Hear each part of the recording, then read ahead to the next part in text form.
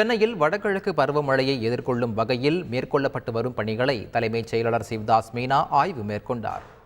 வளசரவாக்கம் மண்டலத்திற்குட்பட்ட போரூர் சந்திப்பு பகுதியில் metro rail நிறுவனம் மற்றும் நெடுஞ்சாலைத்துறை மூலம் மேற்கொள்ளப்பட்டு வரும் மழைக்கால முன்னேற்பாட்டு பணிகளை தலைமைச் செயலாளர் பார்வையிட்டார். தொடர்ந்து நீர்வளத்துறையின் சார்பில் கிருகம்பாக்கம் கால்வாயில் மேற்கொள்ளப்பட்டு வரும் தூர்வாரும் பணி, போரூர் ஏரியின் உபரி நீர் வெளியேறும் கொளப்பாக்கம் கால்வாயில் கட்டுமான பணி, மணப்பாக்கத்தில் அடையாறு ஆற்றங்கரை சுற்றுச்சுவர் அமைக்கும் பணியையும் ஆய்வு மேற்கொண்டார்.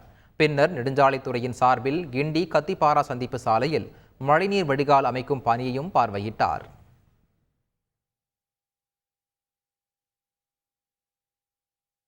போரூர் மற்றும் சுற்றுவட்டார பகுதிகளில் ஆய்வின் போது போரூர் ஏரியில் இருந்து ராட்சத குழாய் மூலம் மணப்பாக்கம் பகுதிக்கும் செல்லும் நீரை முறைப்படுத்தும் பணிகளையும் மாற்று நீர் தேக்க பணிகளை விரைந்து முடிக்குமாறு அதிகாரிகளுக்கு தலைமைச் செயலாளர் சிவ்தாஸ் மீனா உத்தரவிட்டார். பின்னர் செய்தியாளர்களிடம் பேசிய அவர், போரூர் சுற்றுவட்டாரத்தில் நடைபெறும் மழைநீர் வடிகால் பணிகள் செப்டம்பர் 15ஆம் தேதிக்குள் நிறைவடையும் என்று தெரிவித்தார்.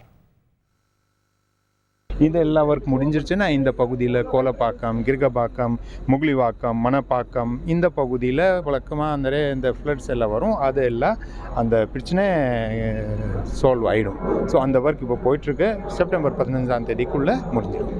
இல்லை, போரூர் சந்திப்பில் பார்த்தீங்கன்னா அந்த ஆர்காட் ரோடும் இந்த பூனமல்லி மவுண்ட் பூனமல்லி ரோடு இருக்குது. அதில் எப்போவுமே தண்ணி நிற்கும். அங்கேயும் இதே மாதிரி அங்கே ஏற்கனவே ஸ்ட்ராங் வாட்டர் ட்ரெயின் இருந்தது. ஆனால் அந்த மெட்ரோவுடைய ஒர்க் பண்ணும்போது கொஞ்சம் டிஸ்டர்ப் ஆகிடுச்சு. ப்ளஸ் லெவல் இஷ்யூஸும் இருக்குது. ஸோ அங்கே தற்காலிகமாக பைப்ஸ் போட்டுட்டு அந்த தண்ணியை டைவர்ட் பண்ணி நேரே வானகரம் பக்கத்தில் அந்த இதுக்கு போயிடும். அது